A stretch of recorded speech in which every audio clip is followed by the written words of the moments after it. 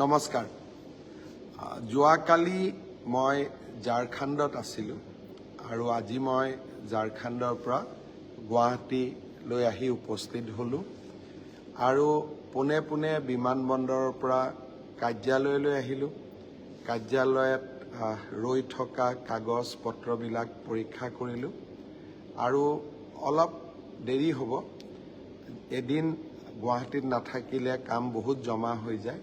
কামবোৰ কৰোঁতে হয়তো আজি 12:30মান কাৰ্যালয়তে বাজিব, এটাও বাজিব পাৰে। প্ৰথমতে মই আজি আৰম্ভ কৰিছোঁ এটা ভাল খবৰেৰে।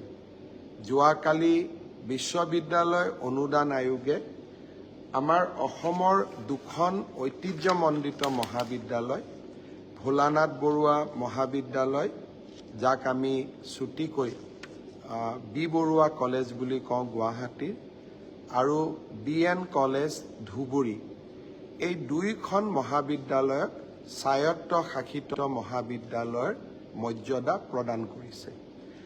মহাবিদ্যালয় দুইখনৰ অধ্যক্ষ, পৰিয়ালবৰ্গ, অধ্যাপক, অধ্যাপিকা, ছাত্ৰ ছাত্ৰী, প্ৰাক্তন ছাত্ৰ ছাত্ৰী, প্ৰাক্তন অধ্যাপক, অধ্যাপিকা সকলোকে মই অভিনন্দন জনাইছোঁ। এয়া এক প্ৰাপ্তিৰ মুহূৰ্ত আৰু এই প্ৰাপ্তিৰ মুহূৰ্তত মই দুইখন মহাবিদ্যালয়লৈ অসম চৰকাৰৰ হৈ উষ্ণ অভিনন্দন জনাইছোঁ। মই বিশ্বাস কৰোঁ অসমৰ ৰাইজেও এই সাফল্যত আনন্দিত হৈছে। অসম লাহে লাহে সকলো ফালতে আগবাঢ়িছে। এই দুইখন মহাবিদ্যালয়ৰ সফলতাই আকাশ চুব পৰা এখন অসমৰ সাফল্যৰ কথা আকৌ এবাৰ সোঁৱৰাই দিলে।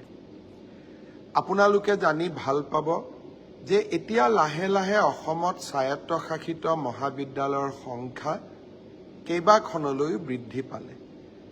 উত্তৰ Lakhimpur college, JB college, Nagaon college, Sivasagar college, Arya Vidyapeeth college, Furkating college, DR college, Bir Lachit college আৰু এতিয়া বি বৰুৱা মহাবিদ্যালয় আৰু BN কলেজ ধুবুৰী।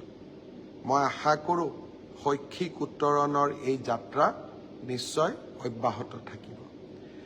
আজিৰ দিনটোত আমালৈ আৰু এটা ভাল খবৰ আহিলে।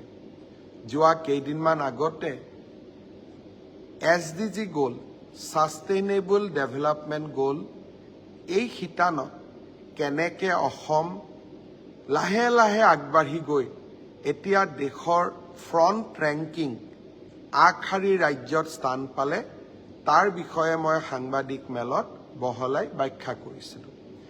2021 চনত মই যেতিয়া প্ৰথম মুখ্যমন্ত্ৰী হৈছিলোঁ,